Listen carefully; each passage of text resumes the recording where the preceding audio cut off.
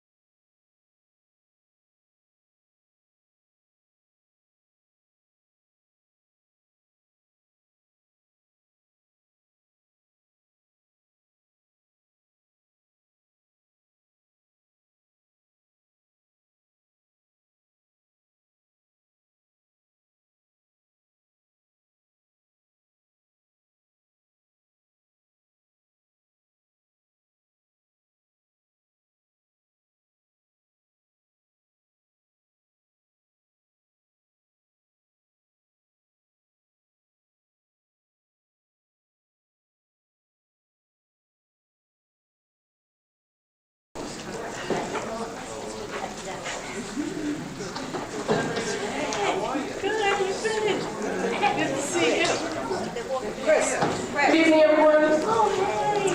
Can I please have a motion and a second to reconvene the public meeting? All in favor? Aye. Can we please stand for the Pledge of Allegiance, followed by a moment of silence for our servicemen and women, and also a moment of silence for Miss Virginia Harper, a special education coordinator in our district that recently passed. To the flag of the United States of America and to the republic for which it stands, one nation, under God, indivisible, with liberty and justice for all.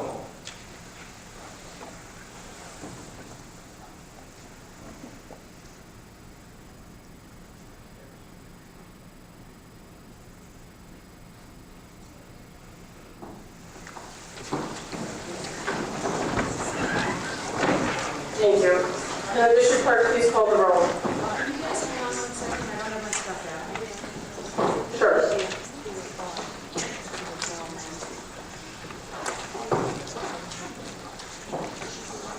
Marisol Mallon, President. President. April Antelli, Vice President. President. Jackie DiLorenzo, Trustee. Present. Sarah Parisi, Trustee. Here. Melissa Torregrossa, Trustee. Present. Michael Ibrahim, Student Board Member. Dr. Joseph Centimore, Superintendent. Present. Reza Kolahifer, Assistant Super Admin Personnel. Hello. Robert Hauser, Assistant Soup for Business and Operations. Present. Christina Poppy, Assistant Soup for Curriculum and Instruction. Present. Anthony Pisano, District Attorney.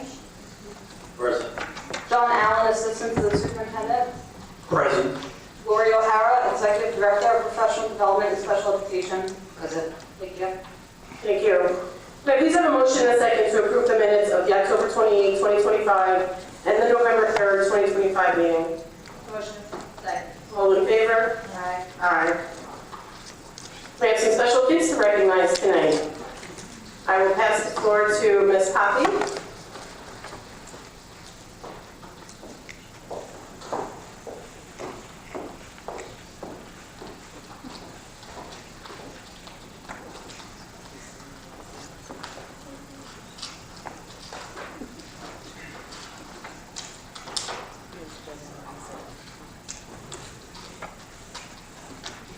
Good evening, everyone. Thank you very much for joining us this evening as we take some time to recognize our outstanding musicians in 11th and 12th grade.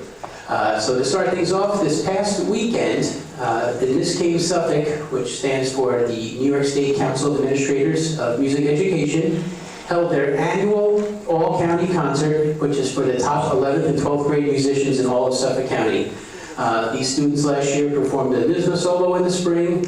They were nominated by their teachers, and then they were selected to participate. And we had 30 members from our district at the high school selected for this group, which is a large amount, and we're very proud of all of them. So we're going to call you up, and you come up to receive a certificate. You can stand right up here in front of the stage, please. Austin Baker, Andrew Locksmith. Come up. Elizabeth Smith.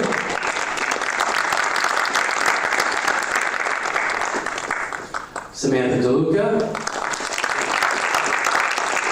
Tessa Ellinger. Leah Walsh. Abigail Thomas. Kelly Greener.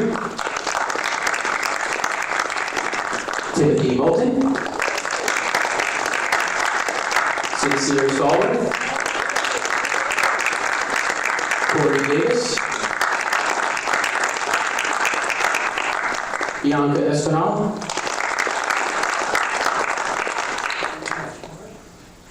Olivia Ferrantino. Lynn Burke. Madison Holdmacher. Casey Miller.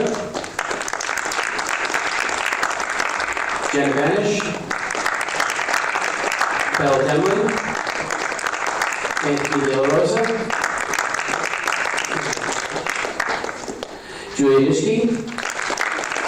Randy Gunn. Riley LaRocca. Xavier Vargas. Caitlin Planjack. Steve Morelli. Anthony Kaufman. Christopher Rappel. Gabriel Gonzalez. And Matthew Johnson.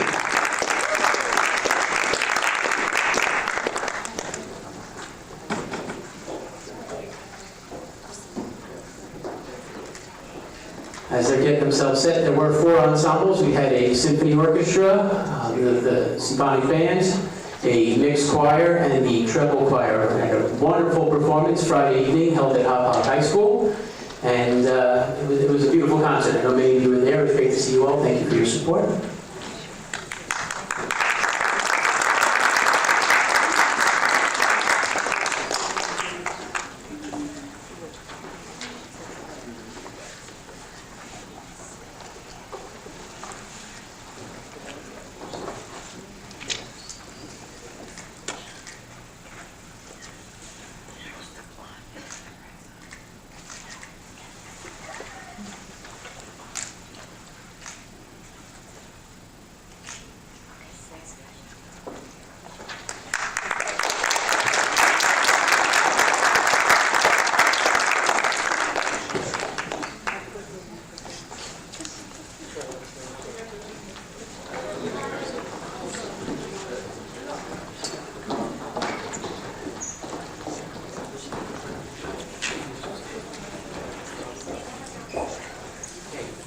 In addition to our NISK Multnomah County students, NISMA, which I mentioned before, the New York State School Music Association, holds a conference in Rochester every single year which features performing ensembles comprised of the best musicians in the entire state.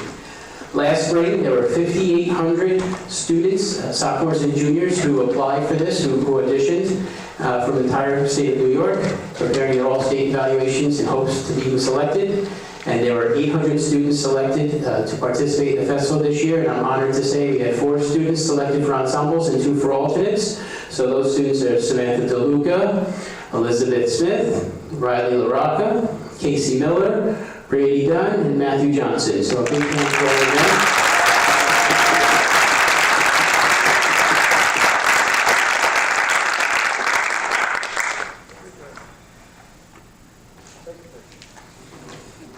Congratulations. Thank you. We'll be traveling up to Rochester in 2 weeks to be back to Thanksgiving for a 4-day conference and final concert. So on behalf of all of our music teachers, I want to extend a heartfelt congratulations to all of our students involved. We're very proud of our students who have been invited to participate in these ensembles this month.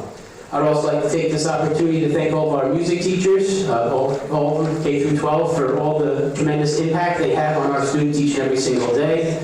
They've all played an important role in the success of all of our students.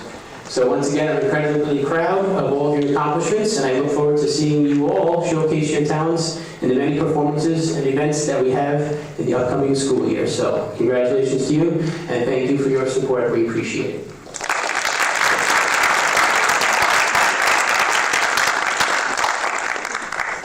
Alfonte, congratulations to all the students today. Well received honor.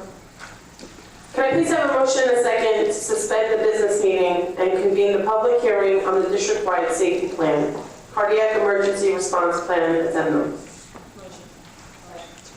All in favor? Aye. Mr. Labate, the floor is yours. All right, good evening. First and foremost, congratulations to all the students with that award. Tough act to follow, but I just want to say, I told Vincent this once before, since I've been working here, I actually developed an appreciation for the music, and I find myself doing security checks a little extra over the music when you guys are practicing, so, you know, helping me develop a little culture. But thank you. Keep up the good work, and congratulations. So, good evening. My name is Adam Labate. I'm the Assistant Director of Security for the district. I work alongside with the Director of Security, Mr. Don Flynn. And I'm here this evening to present the updated district-wide safety plan for the 2025-26 school year.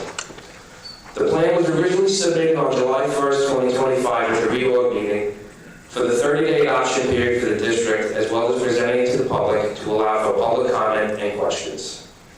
But like all other plans, they are fluid in nature and are regularly updated for newly adopted procedures and protocols. Tonight's presentation is to present the updated plan to reflect DSHIS law, which is a cardiac arrest emergency response plan.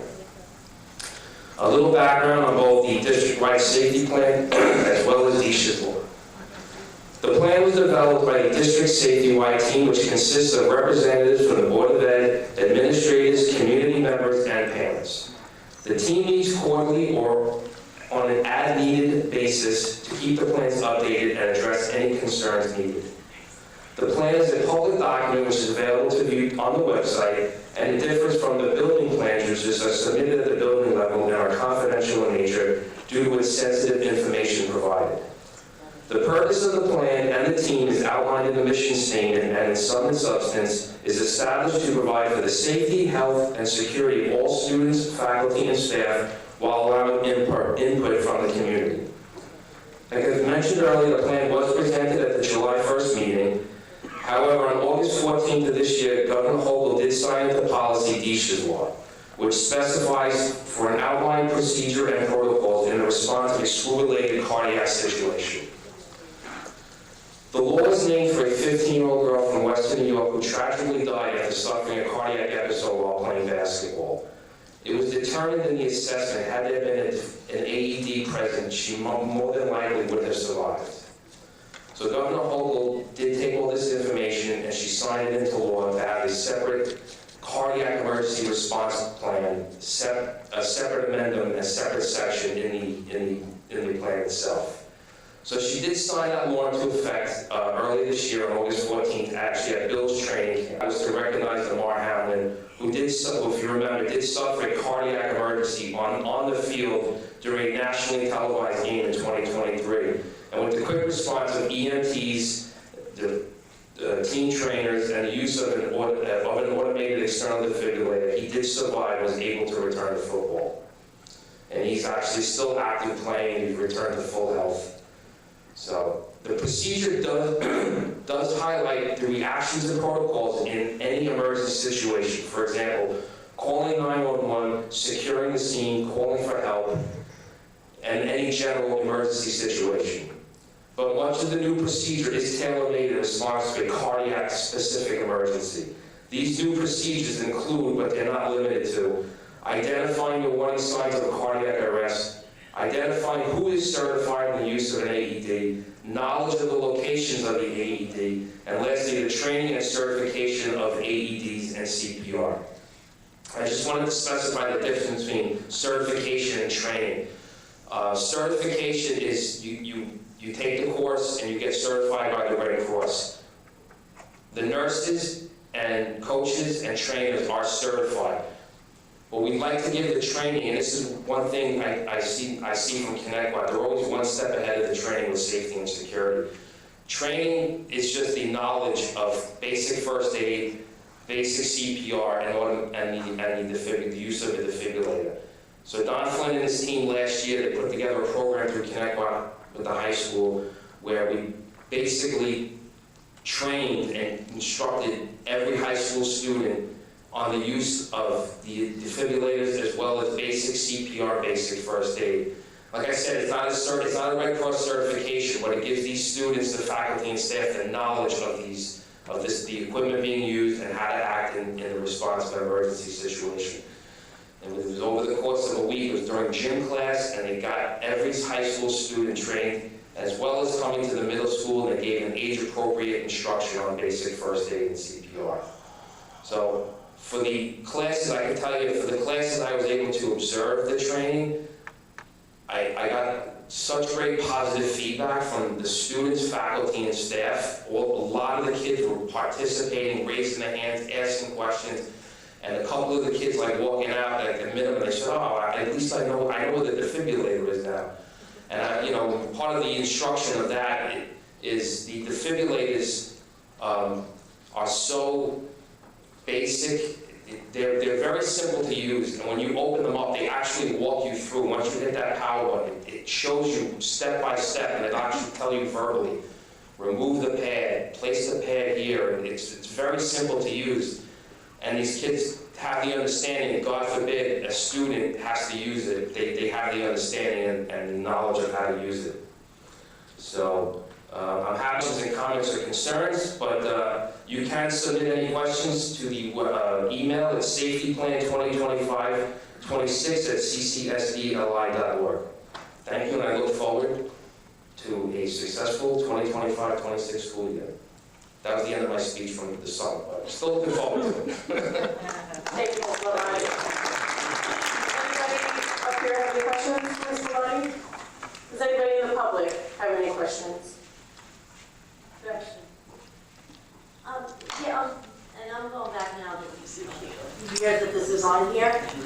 And why do we still have, and I know we have that pandemic planning, still showing coronavirus on there? Do we have to do that? And I'm really not crazy about the fact that it says we may use PPE such as masks. I think it's no secret how much I am anti-mask, especially during that time. But that's still on there because. Yeah, there is still state mandates. It shouldn't say coronavirus. It should specify in a pandemic situation. So I don't know how old your copy is, but they are still state mandates on procedures and protocols if, God forbid, there is another pandemic. Okay, yeah, the one I have to say, there's a link here, coronavirus 2019.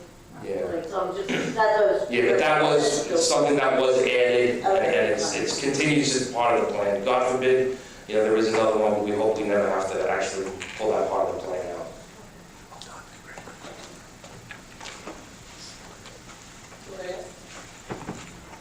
Thank you. All right.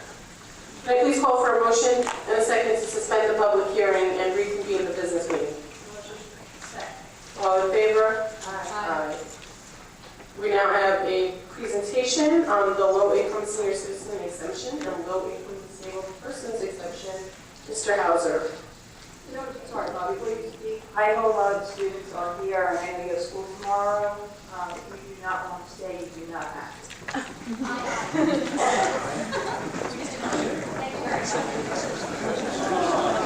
Where you going? Extra credit though if you listen to the presentation by Mr. Hauser. Is that a clear room?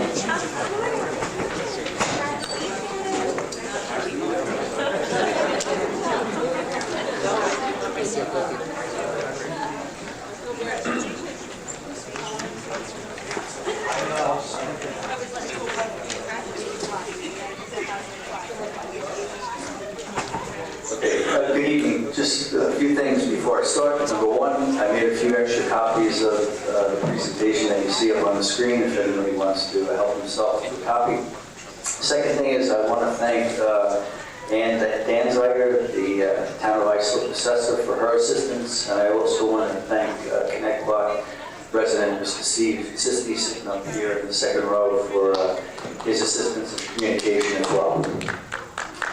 So I'll try to make this robust and succinct. It involves two exemptions that really come down from the state, the low-income senior citizen exemption And we're also going to couple that with the low-income disabled person's exemption. So what we're going to try to explain as clearly as possible here are some options that exist with regards to these two exemptions. So right now, the school district is currently at the maximum eligibility exemption of $29,000 for a 50% exemption, and there's a sliding scale for a smaller exemption up to $37,400. What does that mean? For the most part, in order for a senior citizen or a low-income disabled person to get this exemption on their school taxes only, that's what we're talking about right here as it relates to the school, their income limit would be $29,000. So that it should sound fairly low, and it is. And then really at the maximum level, it phases out at $37,400. However, right now the town of Islip and the county of Suffolk, their income limits are $50,000, okay, and then sliding all the way up to $58,400 with a smaller exemption. So the purpose of the presentation is for the public and for the board, and we don't need to do this tonight, is to consider increasing the exemption from that $29,000 all the way up to the $50,000, right? And per Ann Danziger at the town, the board has the option to go somewhere in the middle if they like, or they can go straight up from 29 to 50,000. Sorry, good question. Up to 50,000, or does that allow up to 58,400? So just trying to keep it simple. Right now, the 29, okay, gets you the 50% exemption. So we're going to go consider bringing that up to 50 for the 50% exemption. Just trying to keep apples to apples here. All right. The other numbers would be the 37,400 going up to the 58,400. Okay, thank you. You're welcome. All right. So here's another slide. I don't want to get too much into this, but this is information that was provided direct from the town assessor's office. And it, for the most part, spells out what I just said, increasing those exemption maximums up to $50,000. I want to focus, though, on the bottom portion of this slide, which is, once again, from the town. So if we start off on the left there, the senior citizen exemption. Within the town right now, there's a little over $9 million in assessed value there. TOI exempt AV is the town of Islip exempt assessed valuation. So there are properties totaling over $9 million, and then the number of properties is 597. Senior citizen-wise that apply for that $50,000 exemption.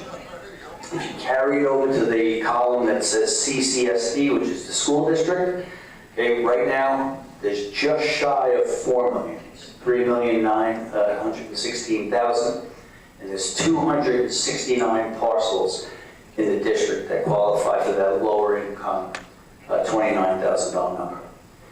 If, okay, this is the big if we move from the 29 up to the 50,000, it's going to take $5,330,000 in assessed value properties, okay, which is 328 additional properties are going to qualify under the higher exemption limit, okay? And just going down to the disability exemption, the same numbers, I'll say comparable numbers apply there, although it's a lot less. Okay. Does anybody have a question? Yeah, I do. Just for the public, because you're saying assessed value, and I want you to realize that assessed value is not the amount of money that we will be getting using for this one exam. Good point, and that's correct. Yep, and I'll show the actual monies on another slide here. Okay. Any other questions before we move on? Oops, too quick. Okay. Okay, so here's the slide that I think is, in my opinion, the most important. And this is right now, as we're talking estimated numbers based on what the town has given us. So all the way over to the right, in pink, if you look at that $1,157,649 number, $49,000 number, that's the actual amount of school tax that's going to be shifted to the people who are non-low-income senior citizens and non-low-income disabled persons. So that $1,157,000, if the board eventually goes with that higher $50,000 limit, that amount of money will have to be shifted or spread out and paid for by those people who are non-low-income senior citizens or disabled persons.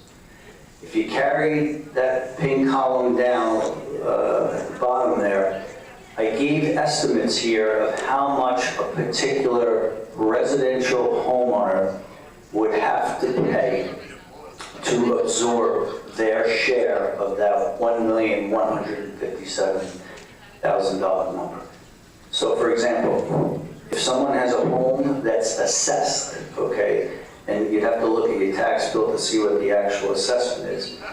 But if the home is assessed at $10,000, if you carry that all the way over to the right in pink, they would see their school taxes increase about $16.88 per year.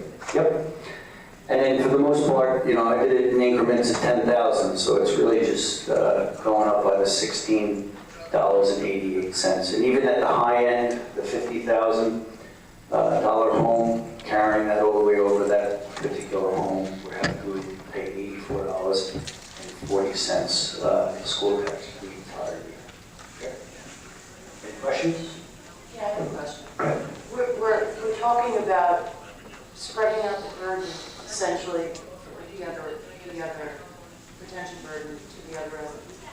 Yet, is there a way that district can maybe find, other than doing, whether it be, I keep saying this, a grant or something, to alleviate to our residents? Because there's money out there.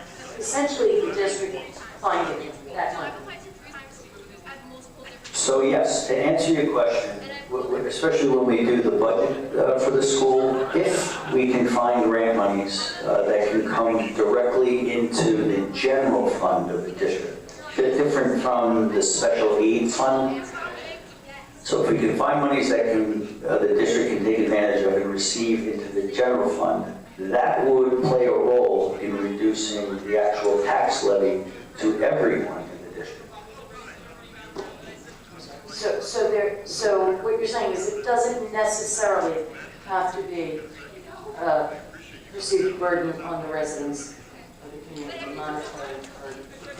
We may be able to find it another way. There are other alternative ways. Right. This is just one. Correct. Okay. If we did go the route of, say, a grant, would it be something that would only be good for the next school year, and then it's run out, or whatever it might be, like, something that would last? You know, something Yeah. that wouldn't just, now they get it for the next year, they only get the. Right, that's an important point, you know, to make sure, I guess, to try to ensure that those grants are consistent year after year, even though they may be a different grant, but you don't want to see that high, you know, amount of grant go away, and then all of a sudden you've got to collect that money from the taxpayers.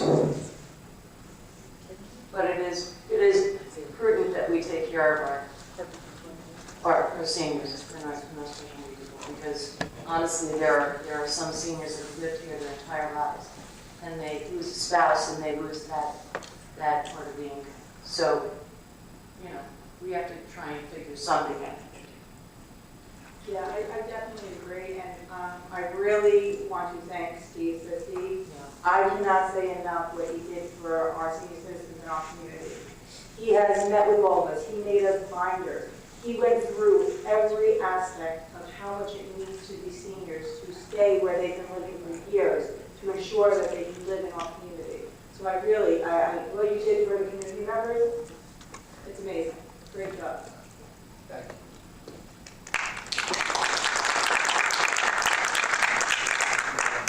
Are there any other questions? So I just want to map out the future steps here. The town has a deadline of March 1st for the board to actually make a decision on increasing the exemption.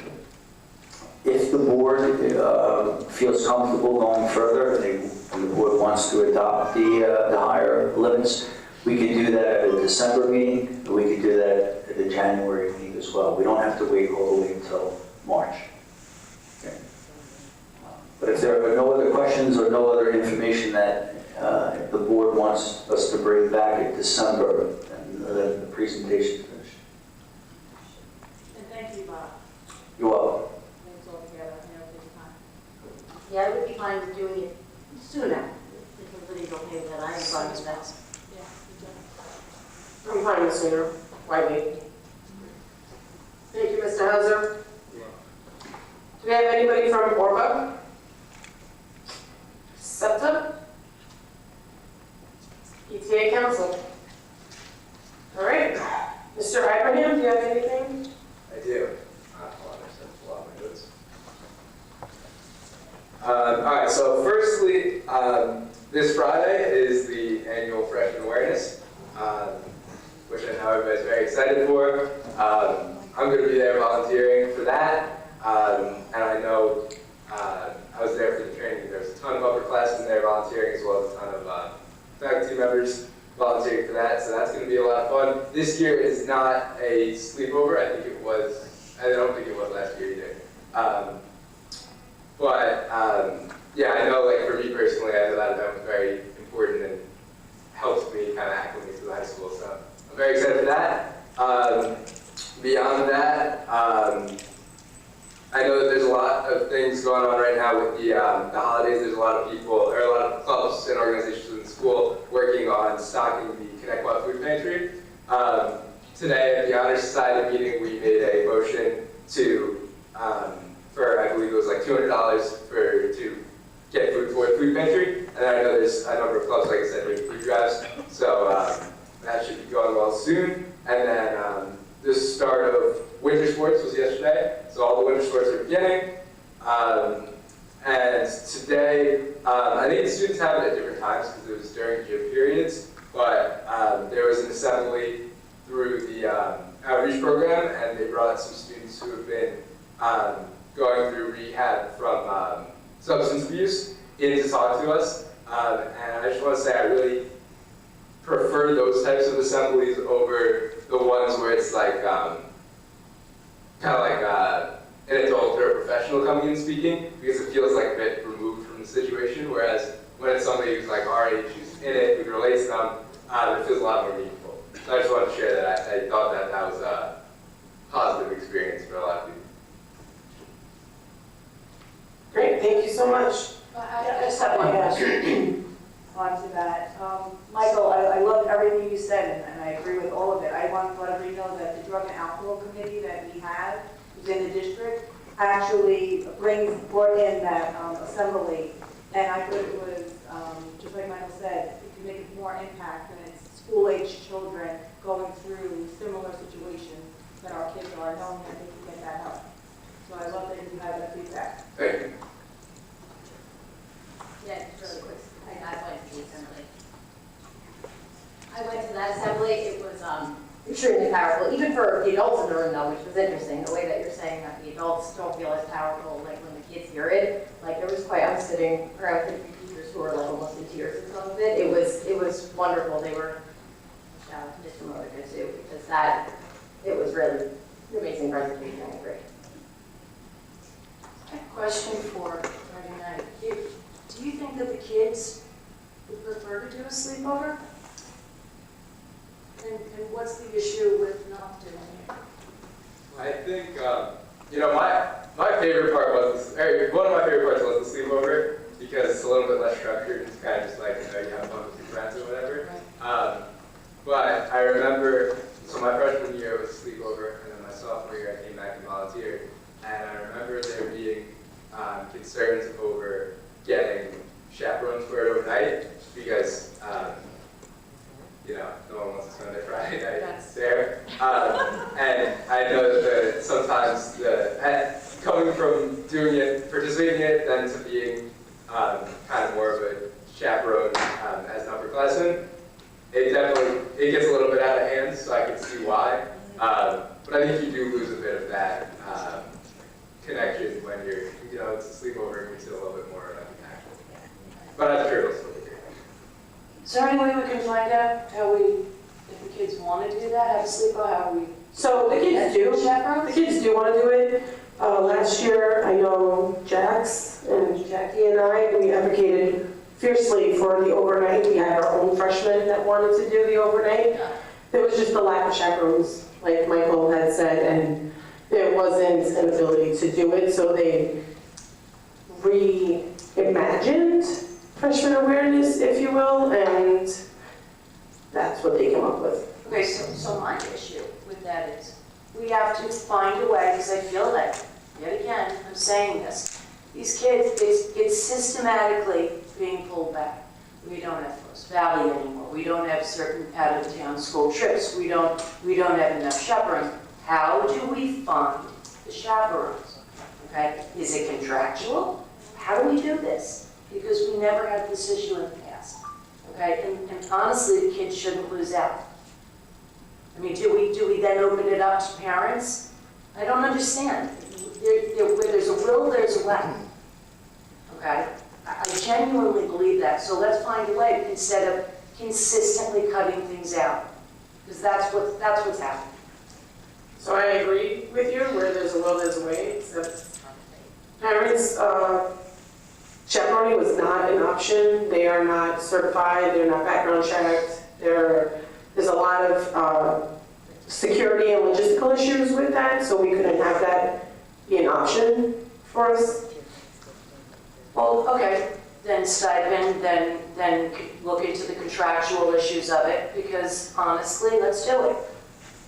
Let's find a way. I'm heartily disappointed at consistently cutting things away from these kids. And I said it as well in the middle school. When it was a junior high, we used to have school dances every other month. And the kids loved it. I know I did. I look forward to it. We have to bring these things back. And we have to figure out a way to get chaperones. Okay, we can't just say, oh, we don't have them. All right, whatever. That doesn't work for me. How do we do that, administrators? I don't think it's as, I'm sorry. Yeah, I agree with you. I don't want to see these things cut back, and I was very disappointed last year the freshman was taught an overnight. It should be, because the kids do miss out, and I think there is an element that goes missing when they're not there overnight. And yeah, lack of dances, lack of everything, and I do believe, if I'm not mistaken, that there is a stipend. So I'm not really sure what the issue is that we're not able to get the chaperones, but honestly, the ones who are missing out are the kids, and that's not fair. That's not how I'm doing things like every weekend. I feel like when I came here, between dances and everything. I mean, we tried last year. They tried the homecoming dance, but that wasn't advertised early enough. It just wasn't done, and then it was canceled. The kids prepared, and it was canceled. So then that wasn't right. So yeah, we have to find a way to do this, because I do believe a big part. I see this, with mental health and everything, is bringing kids together, having these events, showing them that there's a connection here in school. And I think it helps. I think in the long run it helps with pulling it up to all that when you have these types of events and you bring students together. I will say that I had heard, and again, I don't know if this is accurate, but someone has to find this out, that oftentimes we have new teachers, untenured people that are very enthusiastic, that are willing to volunteer, want to be involved with this, want to do it, but we're essentially told not to. So can we figure that out, find out what's going on with that, so that we do have the requisite amount of chaperones for these things? It's not like these kids have something every weekend. And honestly, that's an exciting thing, having a sleepover, and then it was just canceled because we didn't have enough chaperones. Something that's not working. So I just wanted to say that I do not believe that this has been a fiscal issue. I do believe it's come down to a true lack of interest for the staff to do an overnight. In terms of any behind-the-scene pressures from colleagues, I couldn't speak to that. But I do know that there was a full court press made the last couple of years to get sufficient chaperoning. My first year here, I actually was one of the chaperones. I did the overnight. I know we had board members as well, and they're not faculty members, and you really do want to, when Ms. Mallon said, you want faculty members to do the overnight. So there's certainly, if there's ever enough interest from the staff to to cover the overnight, then there's certainly there's support for that. And it does need to be properly structured. That was one of the things that I saw eat up all night. Are you telling me that the staff just doesn't want to volunteer? Is this why we don't have, I guess, 7th grade going to Washington, D.C., things of that nature that we've always had? Is this why we don't have Frost Valley? You're telling me that the staff just doesn't want to do it? I'm just speaking the first one. I was just gonna, I do remember, and in mental health, last year we had, the mental health committee had like a student panel that came in, and dances were one of the things that came up. And I remember going to all the dances too. I guess times have changed a little bit. They had ample time of putting it out there and not well attended. I think like parties at people's houses have become more the thing. But what I would like to see us do then, if like dances are not it, but let's figure out what is. Maybe that can be an initiative of the anti-bullying or something like that, make it together. But like, I don't think that wasn't even like a chaperoning issue. That one in particular, it was literally that no one bought tickets. Right, but if you have a DJ the way we used to have it. They had it already. Getting it in. I don't know, I think it's different. I don't think it's like as exciting anymore, but let's find like what is gonna get everyone together now. I think it's a better thing than trying to like push or force like a dance. If that's not, let's find out what the kids want. I just want to add in defense of our faculty that times have changed. And we all know from our own lives, we're constantly on the go. When you have 2, 3, or more children, you have sports, you have activities, you have music, you have a lot of things going on. So whereas we always think back to our lives, which I do the same thing, and gosh, the memories I have from even elementary school, the dedication that these teachers had and the time they gave up was amazing. But there wasn't as much demand in their personal lives as it is now with this constant on the go, constant, every kid involved from the age of 4 on.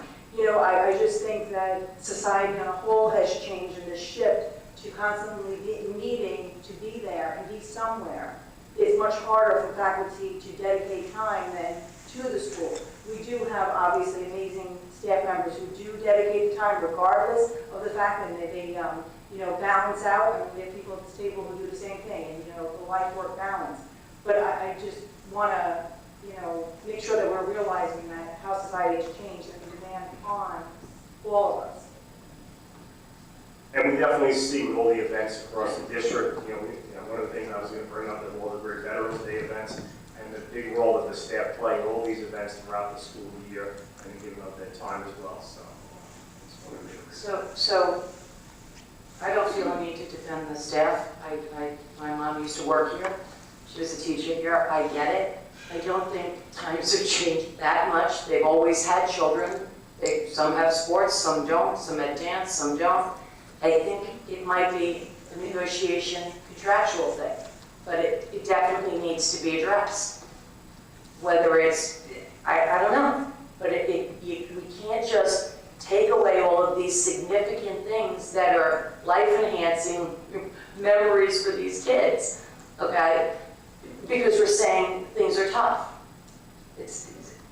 We've all had kids for a long time, okay? My mother did, my father did, but they did it. They volunteered for these things. They don't have to volunteer for everyone, okay? But we have more than enough staff. And I genuinely believe a lot of them want to volunteer. Let's figure out a way to do this, whether it's negotiated, who knows, but let's do it. Instead of consistently taking things away from the kids. because that's what's happened. Thank you, Michael. I will now open the floor for the first public comment portion of the agenda. I will call individuals forward one at a time. Please wait for my acknowledgement before stepping up to the podium. Should have received a number card from security on your way in. If you have not, please see a security guard in the back of the room. Any person wishing to address the board shall address the board president. Comments should be kept as brief as possible and relate to school matters only. Each person will be limited to 3 minutes for one or more topics. Individual employees, parents, or children should not be identified by name, title, position, grade, or building. The use of foul language and threatening comments will not be tolerated, and the board will consider a recess until order is restored. In accordance with policy 1230, public comment will not exceed 30 minutes. If there are additional persons wishing to speak, the board may consider a motion to extend the time. Number one. You can just come up. Yeah, we know you're one. He's by the book. I'm number 5, really. Oh, number Number five. 1? Is there number one? Yes, is this Yeah. only? Come on, you slacker. No, this is public comment. Come on, slacker.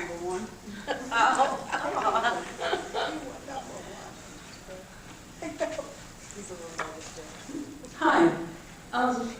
So just as far as what you were just talking about, Sarah, I agree with you wholeheartedly, and I remember those days as us having older kids and whatnot. And there was a certain, there was such a respect for certain principles that nobody had to be begged to volunteer for these things. They did it out of respect for their principal, and there was never a shortage of these things. The teachers, they are amazing, they are helpful and all of that, but there was a certain tone, excuse me, in the building with certain principles. They I don't know, is the word commanded respect, and the teachers just had that, it was a very together feeling. Sometimes it's all about the leadership, I feel. As far as like the dances that you had mentioned also, put a local band in there and see how quick these kids come. And even if the first dance is not so well attended, once they go home and they say, oh, there was a live band, whatever it was, they'll come, more of them will come the next time. And those things, as we all know, the socialization is so lacking these days. They're all sitting on their phones.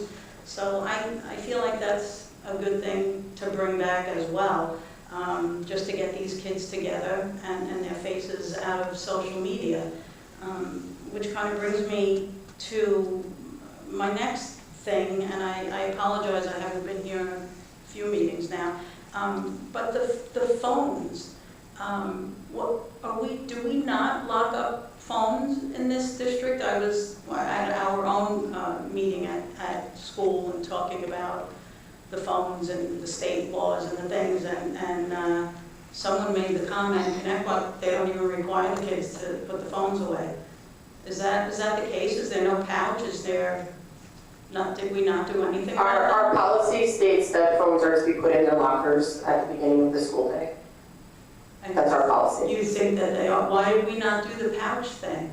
One of the options was the lockers, and the pouches were just financially more expensive, so our policy is to put them in the lockers. Are you finding that they're doing that, or are they, I find that I can't get in touch with my child during the school day. You're not supposed to. Well, I hope that that's taking place, and they're not just, we see it all day long. They have the headphone in the hair over, and they're talking all day on the phone that's in the locker, at the wall, 10 feet away from us, So I was just hoping that would have been a strict policy here. I know parents screamed and hollered. I feel like that's a failure to the kids if we're not locking them up and letting the kids get back to being students and have the grades go back up. And you know, can't be afraid of the parents and whatever the kids are crying about, they need their phone, it's their security. This is, you know, where the problems come in with that. I think that a good, strong policy about it needs to get in place and stay in place. You know, you guys are the professionals, you know what it does in the classroom and the distraction if they're not really keeping them in the lockers and they're in the backpacks and all. Thank you, much appreciated. I will add that the schools, in my opinion, have done a good job, especially during students' free period and or lunch period. They have provided games for them in cafeterias. I know that my own child utilizes some of those games that they put out, so there is more interaction amongst themselves and less focus on where's my phone. Perfect, that's I think what we want. Deirdre, I'd like to add, just from a student perspective, we had a student recently come back who shadowed a teacher who graduated last year. I happen to know the student. She got in my car at the school and said to me, it was so weird, no one had their phone. Oh, wonderful. So it really is happening. I hope. The environment that she graduated from last year to this year, she couldn't believe the difference. Good, That's how much that's good news, it works. that's good news. Okay, thank you.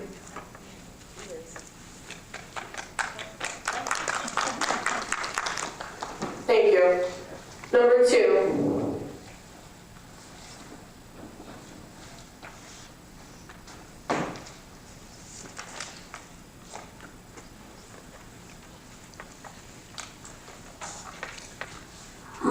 Hello, my name is Petal. I'm an 11th grade student in this district, and I am speaking on behalf of many students who have experienced harassment, neglect, and discrimination. These students and I have created a movement entitled the CIU, or the Cicatrix Eliminators.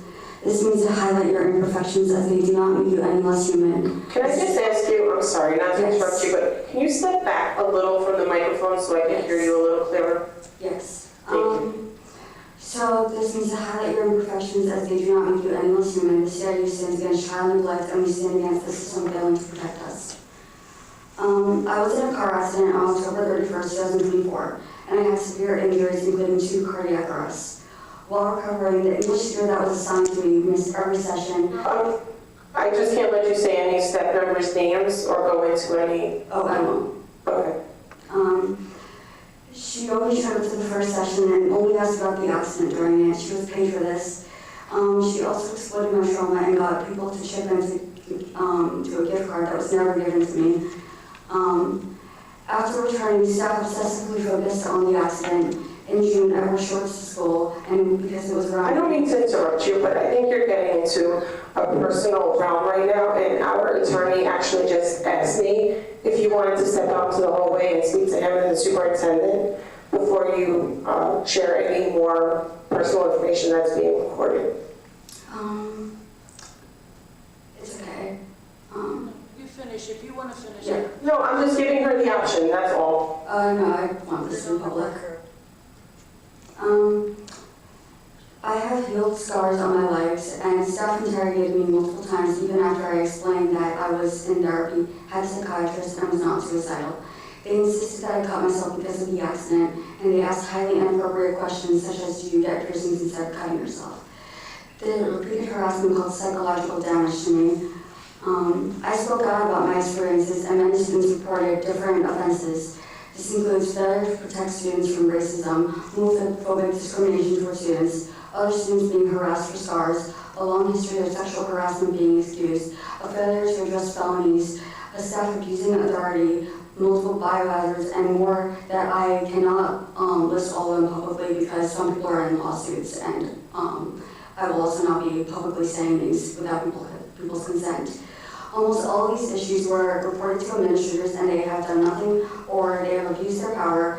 They have done as they please because they have the authority. The superintendent knows about some of these issues and has personal for done nothing. I care about the school deeply and all the people in it, and we want proper training, empathy, and a safe school environment where we can learn without feeling hostile. My story and my scars are not something I should be ashamed of, and school should not make us feel unsafe. We ask for the board to take action on cases that have been neglected improperly. Thank you for your time, and I have an article that I wrote a month ago that I would like to give to the board members. Can you give the article to the security right now? behind you. He will share it with us. I also want to thank you for being brave and sharing your story. Yes. We're going to go collect your information, and the superintendent is 100% going to be in touch with you, okay? Okay. Thank you.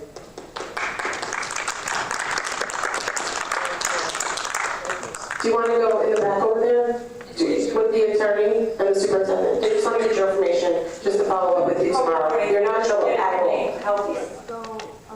See behind you, that gentleman right there in the suit? After that, can I leave because I have school tomorrow? Oh, you 100% can leave. Yes. Please give us your name. Does she want a woman? Carol? Would you be more comfortable if there was a female also with them? Yes. You don't mind?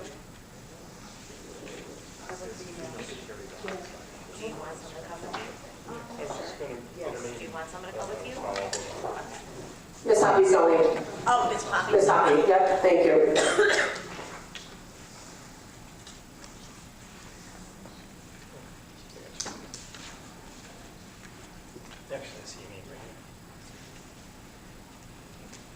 Number 3.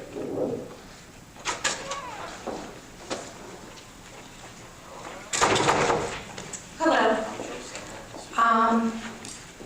I live in Bohemia. My name is Gina Carter, and I'm both an employee of the district and a parent of a child who attends OBMS. On election day, I observed a man entering OBMS in hunting camo with a 4 to 6 inch knife strapped to his belt. My training made me hyper aware of the situation and sent up a red flag. I've spent days reflecting on this situation and I'm grateful that it did not escalate. But at the same time, I'm very disturbed by the idea that we allowed weapons to infiltrate our school. We have a budget vote in May and school is in session. The public is allowed to enter the building freely. Are we going to allow the public to come into our schools with weapons? My husband and I do not want our school or our child to be the next victim of school violence. So what changes are you as the Board of Education, the superintendent, and the head of security going to make to the current protocol so we don't become the next headline showcasing school violence? So since the superintendent is not here, I know since I was CC'd on some of the emails, this was not a school district election. We weren't actually in control of that. We did reach out to the Board of Elections. We expressed our frustration. They did apologize for allowing it to happen. They ensured that it's not going to happen again. And when we run our elections in May, I'm sure you don't allowed to happen to that. Okay, so I just want to say that it took an extremely long period of time for me to let them know that there was a weapon that has come into the school. And that is very disturbing. As both a teacher in the district, I do not feel that the perimeter of that area where the voting took place was secure. The gym is easily, you just push the door open and the people can come right into our space. So I'd like to know, are we going to continue to have voting in our schools when our staff is here? Because I don't feel that the safety protocol, whether it be that we have to make changes through legislation or we have to make changes through our local school districts, something has to change. So as far as the outside elections go, that's really a Board of Elections issue. So if you are able to go to Board of Elections directly and express your frustrations with them. I get that, but don't you think as a board we should do that as well? We should all be going to legislation and making a change. Most school districts would prefer not to have Board of Elections within their school districts. It does create a number of problems such as that you're recommending now.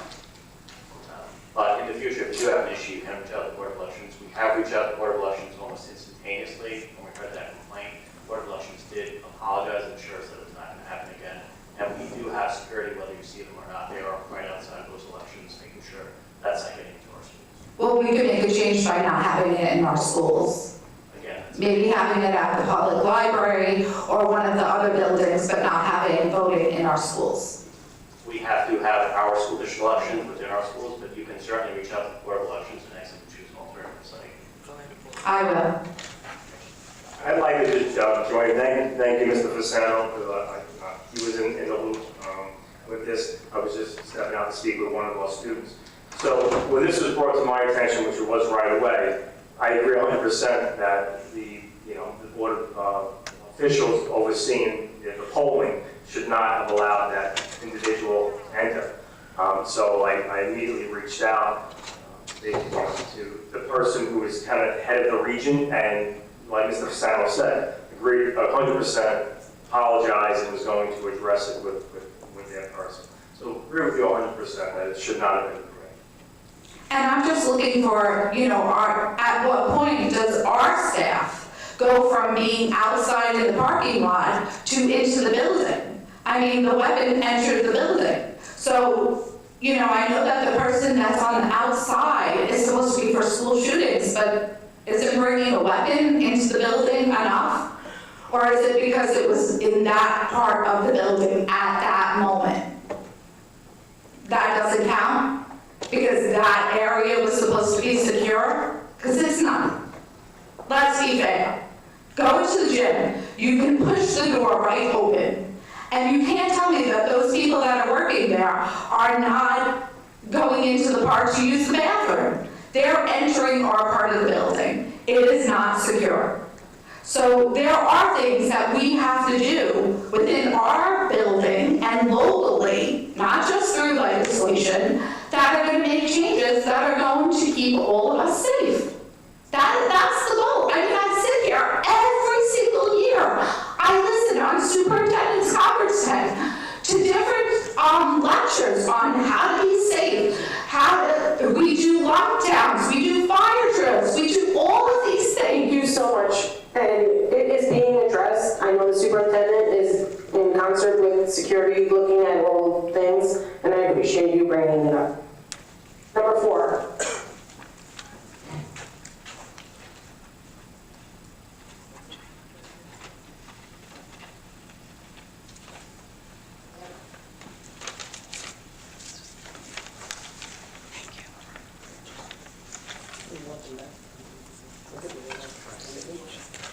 At the board meeting of October 28th, a board member spoke about morality and also stated that New York state law is immoral.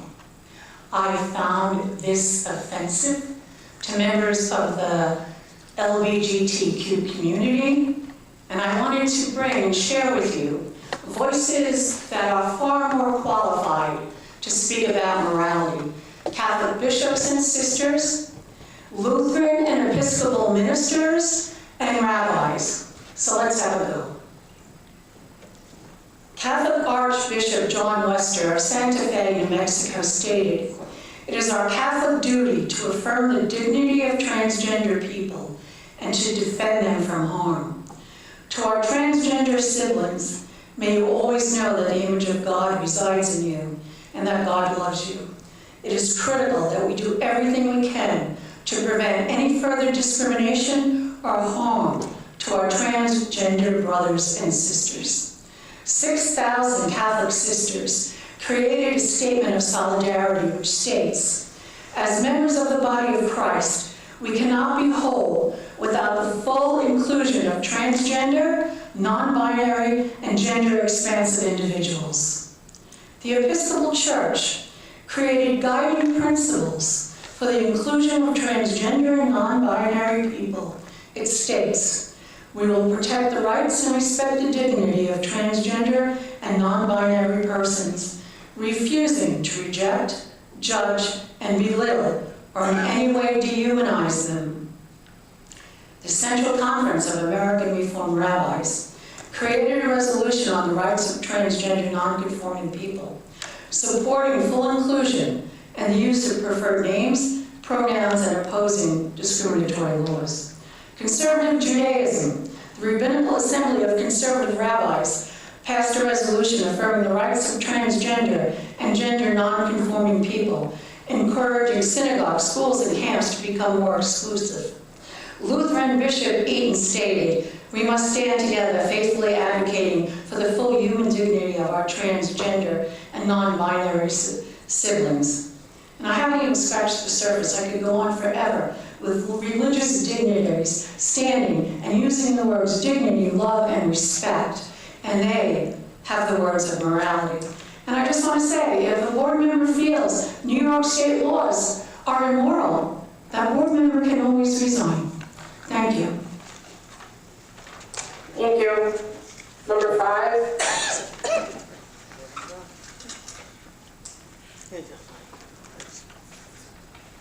Hi, good evening. I just wanted to speak regarding chaperoning. So it's been a while since I've been aware of the district's cost of chaperoning. But I know in the contract you will find verbiage that explains how chaperone pay is distributed and how much money is given per event. Per event is not per hour.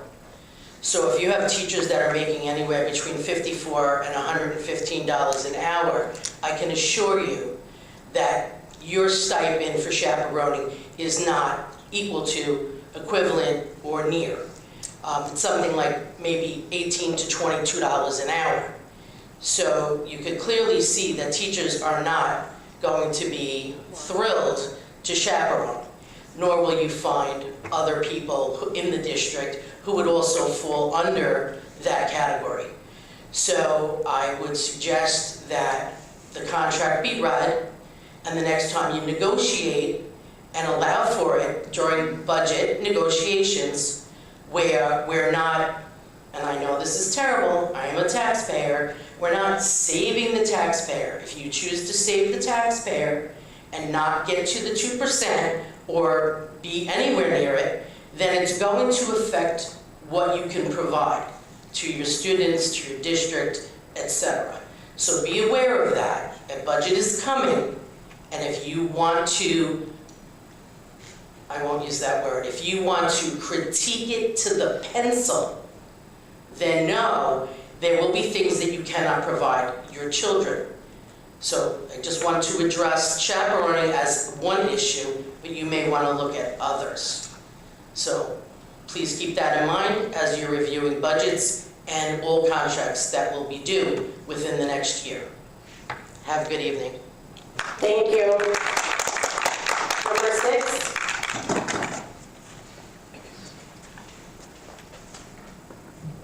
I got home from work and I really wasn't going to come tonight.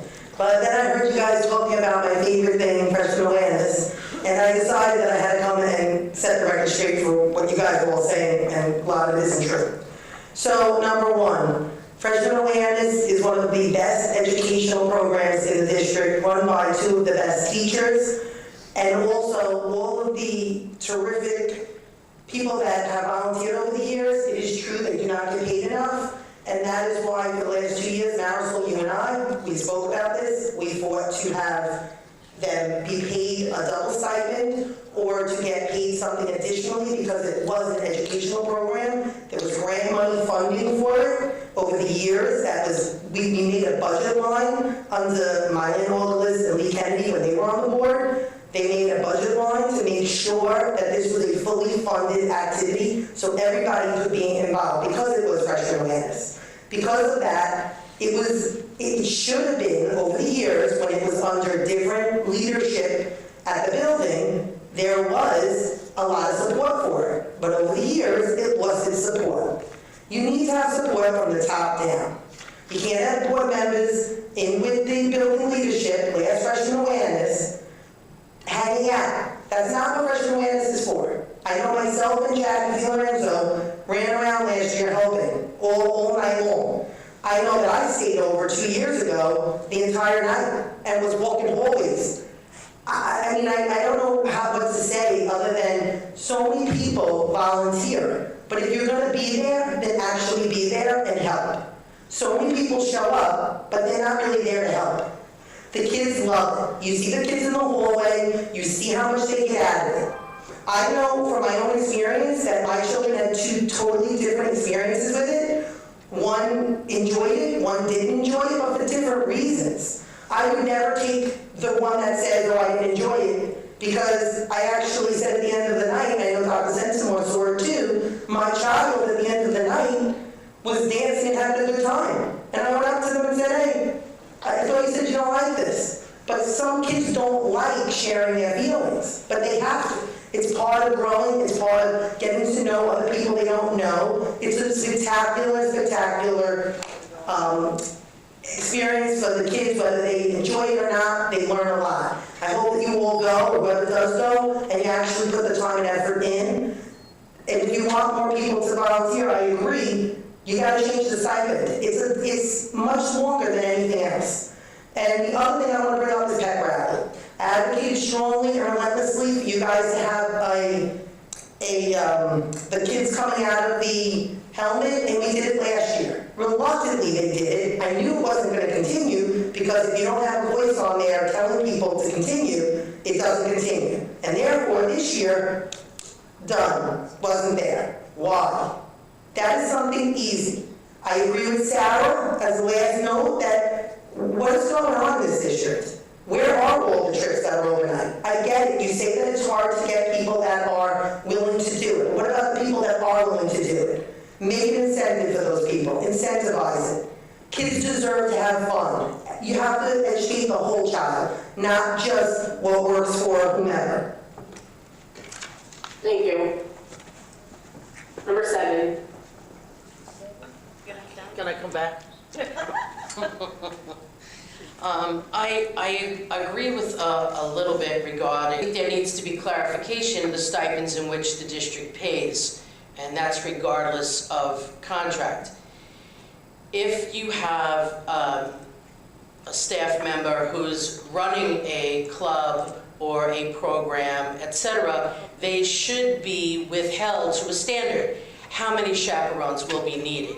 Do we need X amount? We don't want people just showing up last minute because they have nothing to do on Friday night and they do want to hang out with their peers.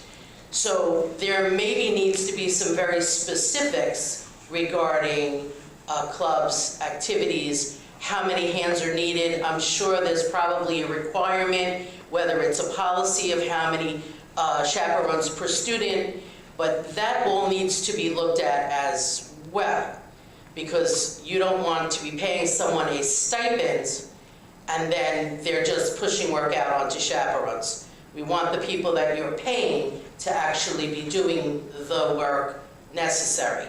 And how many stipends do you need for the overnight freshman awareness? Do you need the refresher course for every teacher and then the chaperone for the event?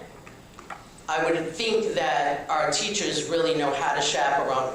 So that might be a way for the district to get their overnight back without expensing additional money. So that's something I believe was looked at a few years ago as to the cost effectiveness. So maybe that needs to be addressed again. If you can just give the set amount of chaperones for the event, you can provide for the students without overextending the chaperone budget line. So that's a thought. Number 8. Okay. Can I please have a motion and a second to approve the treasurer's report for September 2025 and the overtime reports from July 1st, 2025 to September 30th, 2025? Motion. Does anybody have any questions? I don't have a question, I just do have one comment. If we can, as administrators, just look more closely into the overtime report and why so much overtime is being given, and if something needs to be done in that department for all the overtime, maybe it's something we can look into. All in favor? Aye. Can I call for a motion and a second to approve the non-instructional personnel items as presented?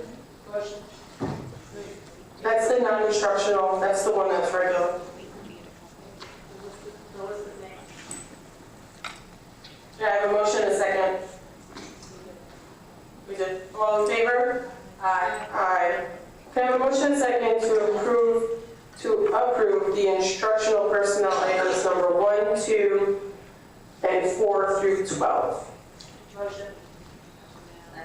All in favor? Aye. Aye. Can I have a motion and a second to approve item number 3 from the instructional personnel. Ms. Parisi. I'm abstaining. Ms. Di Lorenzo. Yes. Ms. Torregrosa. Yes.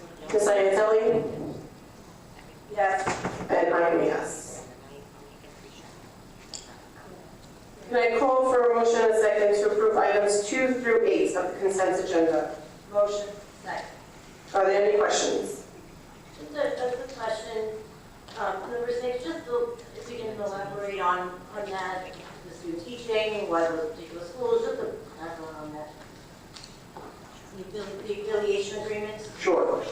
Every now and again, the college will send us an affiliation agreement that we vet through Gersio's office. And we ask them to just kind of take a look at what our responsibilities are for student teachers, for student observers. So this affiliation agreement is with SUNY Westbury and SUNY Oswego. We've had several on other board agendas for different colleges. So it's just to ensure that everybody's in compliance with what we need to get done. Okay, thank you. Anybody else?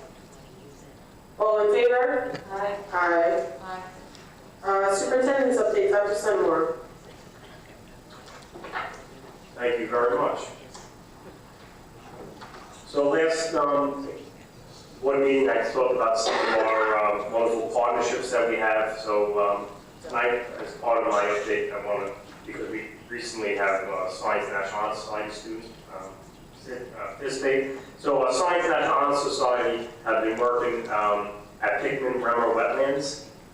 These are students. These students have been working there for 3 years, and they help lessen the risk of community flooding along the banks of the Connecticut River.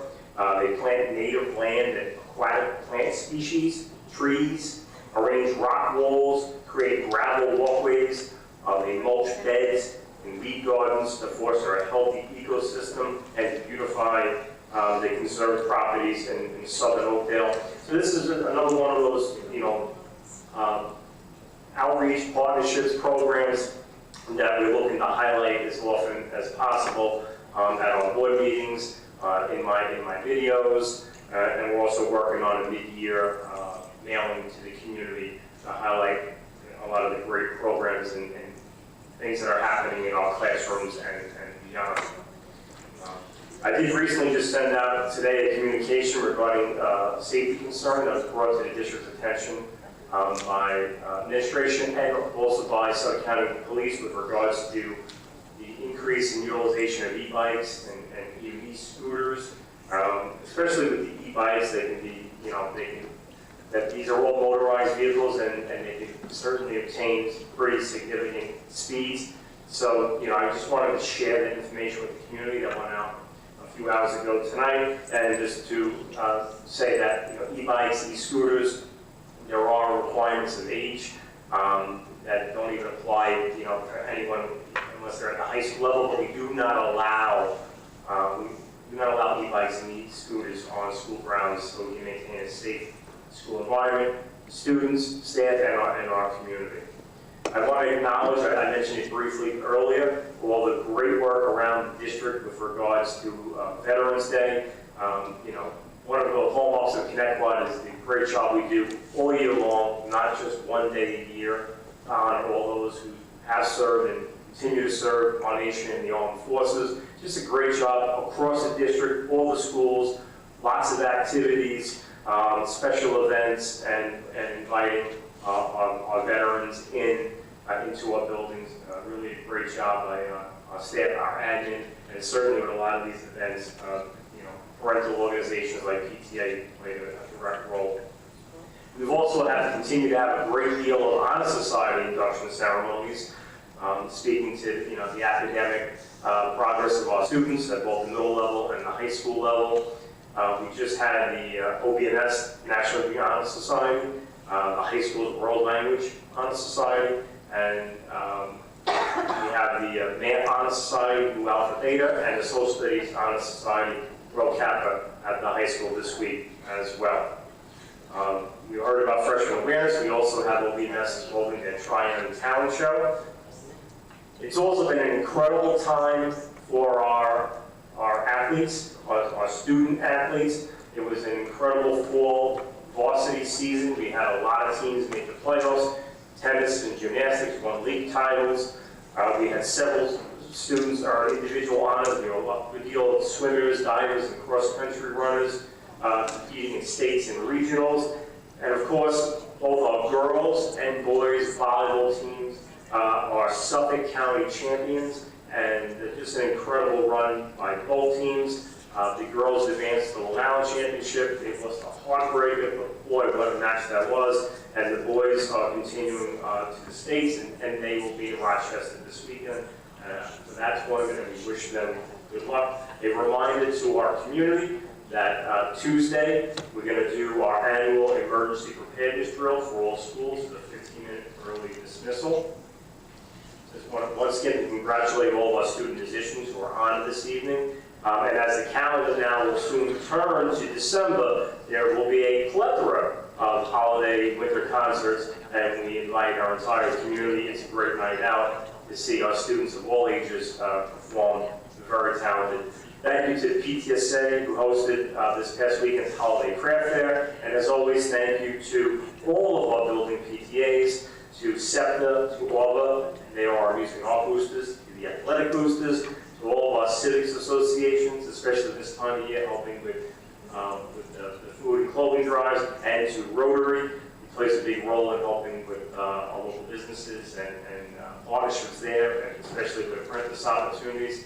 All these groups do for all of our students, staff, and community. Wishing everyone a wonderful Thanksgiving, and as we give thanks, I want to thank all of you, our students, staff, parents, community, local businesses, organizations, our Board of Education, who collectively made Connect Lot such a very, very special place, and enjoy the start of the holiday season. Thank you. Thank you. We have our Board of Ed committee reports. The Mental Health Advisory Committee, Ms. DiLorenzo. So this past meeting, which was November 5th, we went over some things that were going on, like the Red Ribbon Week, United We Stand, and World Kindness Day, which was on the 13th. And the theme they went with was sport and kindness. They were wear all colors to show support and ask the students and families to send in cans of food on that day. We have Random Acts of Kindness Week coming up, February 9th to 13th. And of course, there's PS I Love You Day, which we've done for many years in a row, on February 13th. We do have Cohen Strong Mental Health with 5 high school students that are representing our district. They're actually going to be going to Albany to advocate for mental health. We're working on presenting a community project in June. We're going over different reporting. They're not, of course, there's not any crisis support, but another resource too was the Creating Healthy Digital Boundaries, which is on the district website. And then we went over a little bit of the history of the EASL program, which was basically built out of Ruler. Ruler is very, it tends to be very political, created out of CASEL, which is ultimately based off of critical race theory. So it's very divisive, very political, and so our district was able to take Ruler and not use it, but to focus on, emotional well-being. They turned it into EASL, where there are different initiatives in the schools. One school that they have, almost like a student that they showcase every single month. There's a lot of different things that the schools do. Actually, there's one thing I've seen, I think Cherokee does this, that they have, and I'm such a Harry Potter fan, so I was totally loving this, where they almost have like houses, where the students are different, and they have, it's all the grades, K to 5, they're one house, I think there's like 7 of them, and they do different activities across the grades, and I really thought that was a great way to bring students together. I would actually love that to be done in all the buildings. I know it was something that the principal went to learn about it, and the assistant principal went as well, and they implemented it in their school, and it really is adorable. I tell you, I see these kids wearing these t-shirts all the time. And I think it's a nice thing to do. I would actually love to see that across all of our elementary buildings, and even brought into, the middle schools, that when they have their coming together day, those particular students, the ones that are focused on gratitude or kindness. They meet each other, they kind of work together. It's all about that collaboration. So these are basically, I think, yeah, just about the things that they talked about. We're reading the book, The Anxious Generation, that we kind of always have hopefully read, just to keep up with what's going on, since things are changing constantly. And yeah, I think that's pretty much, that's my book. Thank you. The Bullying Prevention Task Force, Ms. DiLorenzo, Ms. Parisi.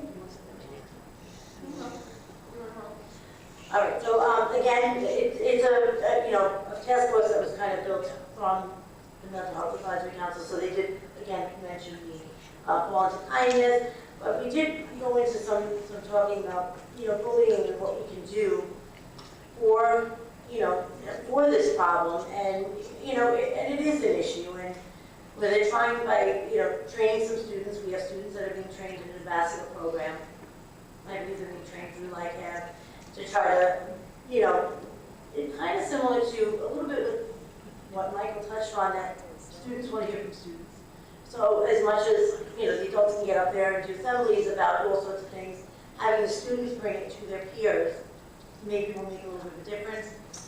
We do want to see this, bullying being taken care of. It's unfortunate, it's something that will probably always exist, but we want to do everything that we can to be that zero tolerance school and to take care of it. So, it's a work in progress, but we're, looking at it to really. Mine is short and sweet. We categorize ourselves as a zero tolerance policy school district, and we categorically are not. And that needs to be addressed. It needs to be handled. We have to find a way that kids can come to us as adults and the administration and teachers and actually have something happen to protect them where they feel safe. Okay, and I very specifically asked, do we have the stats on whether bullying has gone up or down?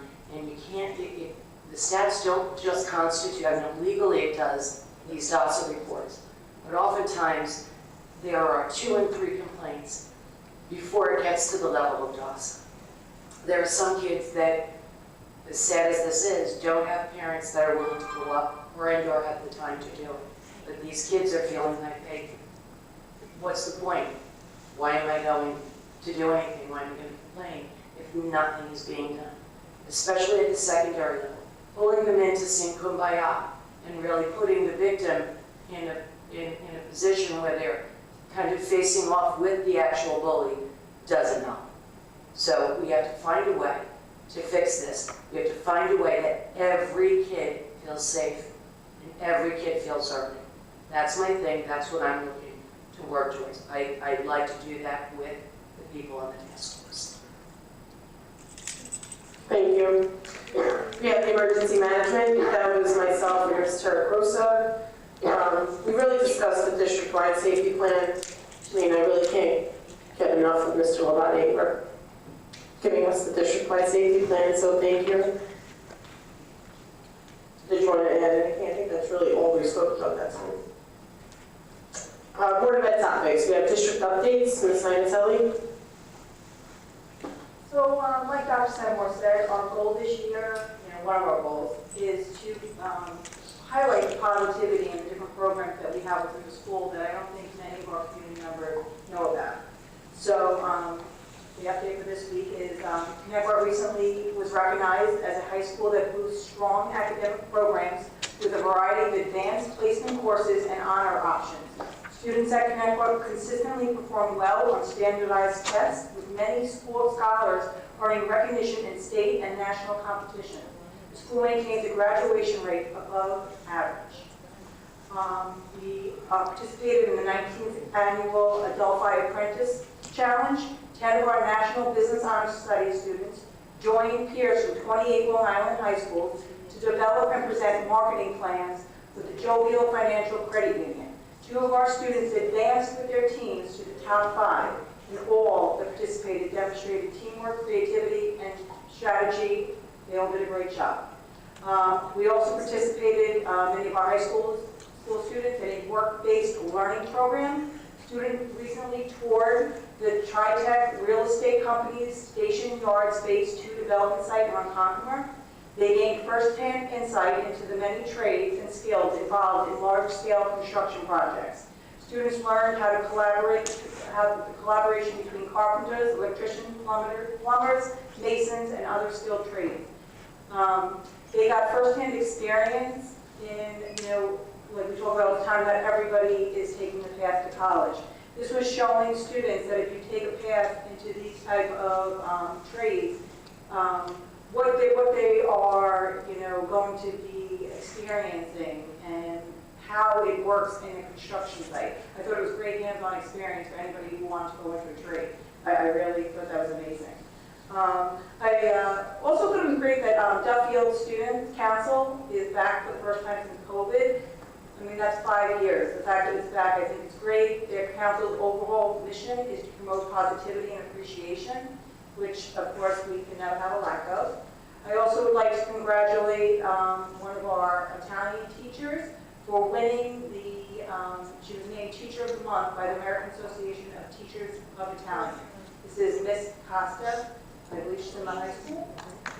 So, kudos to her.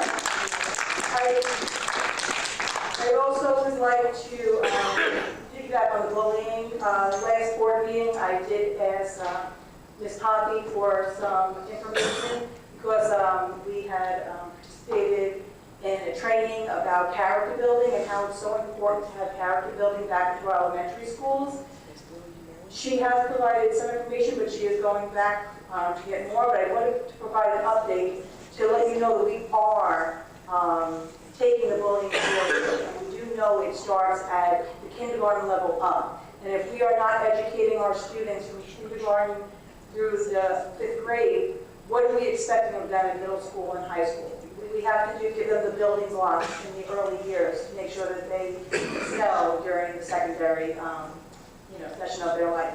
So I am happy to say that that is in the works, and we are still looking at many different things and what programs and what we have in our district that can help with character building in a daily, everyday educational basis.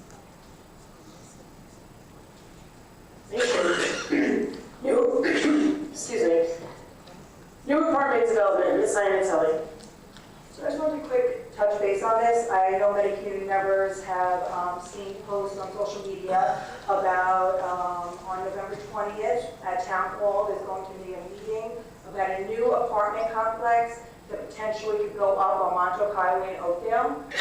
I am urging people to speak up. Just like the Island Hills development, all of these developments affect our school district. How many students come in, traffic, taxpayers, the money. I want you to know that it's a domino effect when they start building these type of apartment complexes in all of our neighborhoods. So I just want to bring it to attention in case anybody didn't know that November 20th at Town Hall there is a meeting about this potential farm complex. And if you wanted to comment, they're taking comments and no questions prior to the meeting. New York State bills, Ms. DiLorenzo. Well, I wanted to bring up that something that I recently learned about is the New York Freedom to Read Act, which, as far as I know, has not been signed yet as of October 2025, and the New York Open Shelf Act. These are pretty similar. The Freedom to Read Act affirms the professional authority of librarians, certified media specialists to curate collections and make decisions about what materials are developmentally appropriate for students. The bill ensures school library collections provide a wide range of books, including those with diverse characters and themes. And the New York Open Shelf Act is a proposed New York State law that aims to protect the freedom to read in public and school libraries by requiring them to adopt policies that ensure library staff can curate collection services and programming reflecting diverse community interests. And I'm of course, I'm a librarian. Of course, I'm all for everybody being able to, read whatever they want to read, access whatever they want to access. But as I've said before, I firmly believe that New York State government has no moral compass. They don't really have any thoughts about preserving the innocence of children.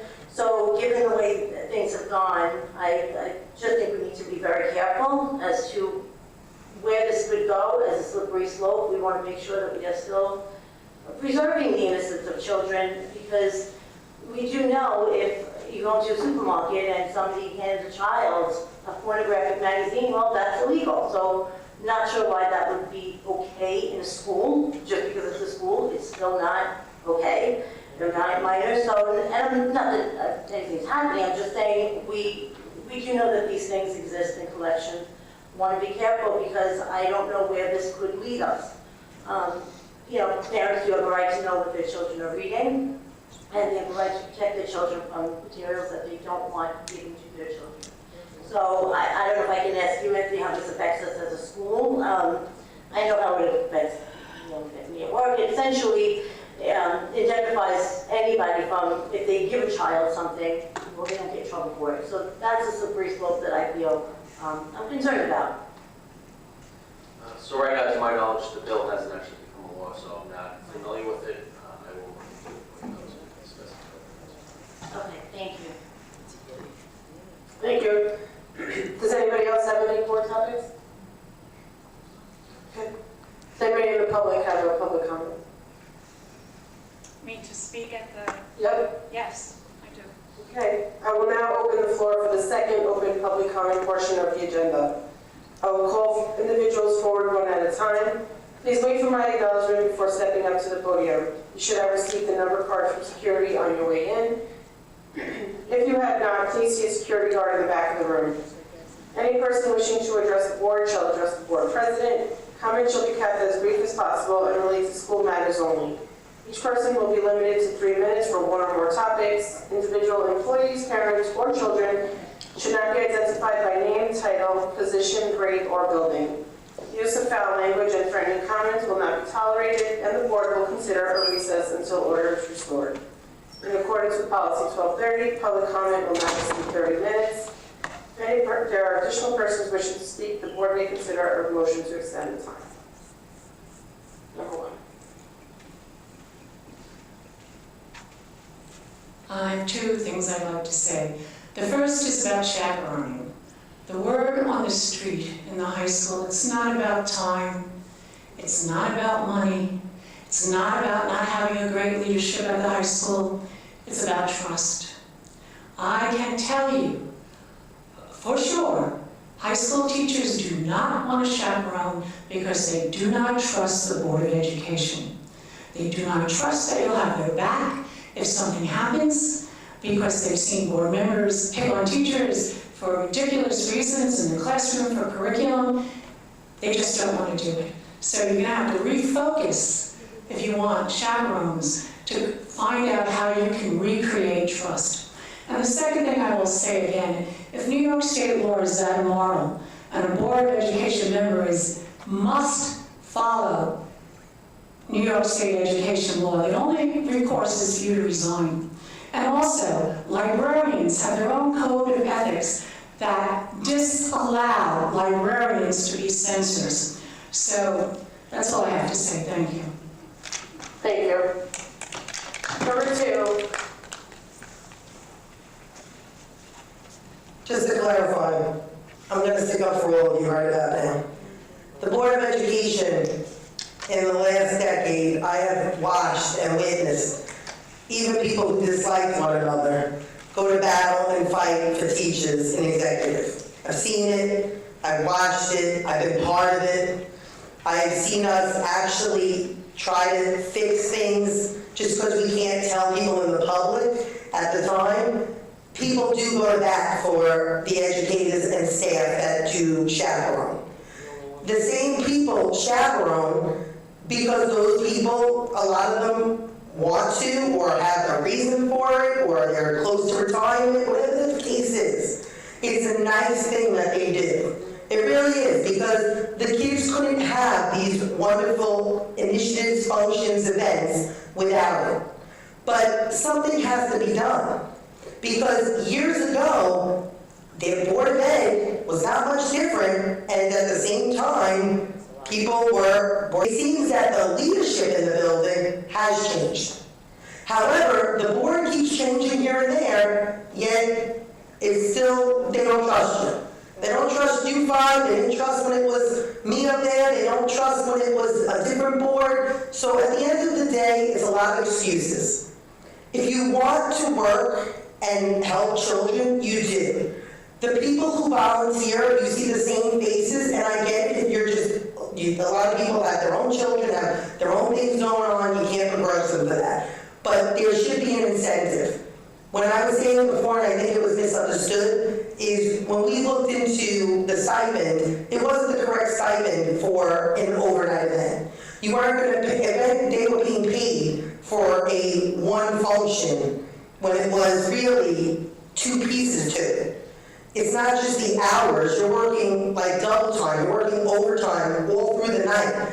Those people deserve to be paid something different. It had to be, and it was fixed at the time, if I'm not mistaken, and it was changed to reflect that people got paid more because it was an overnight event. Why it switched, I had two children, one did the overnight, one didn't do the overnight. The one that did the overnight loved it, of course, it was fun. Even though it was serious in the beginning, at the end of the night there's a dance party, the overnight, the bedtime story, and then just the hanging out. The kids love that. It bonds them. It helped with bullying, because a lot of these kids made new friends. I mean, we watched a lot of special education students being embraced by the general education students that they don't get to be in class with. It was really something spectacular.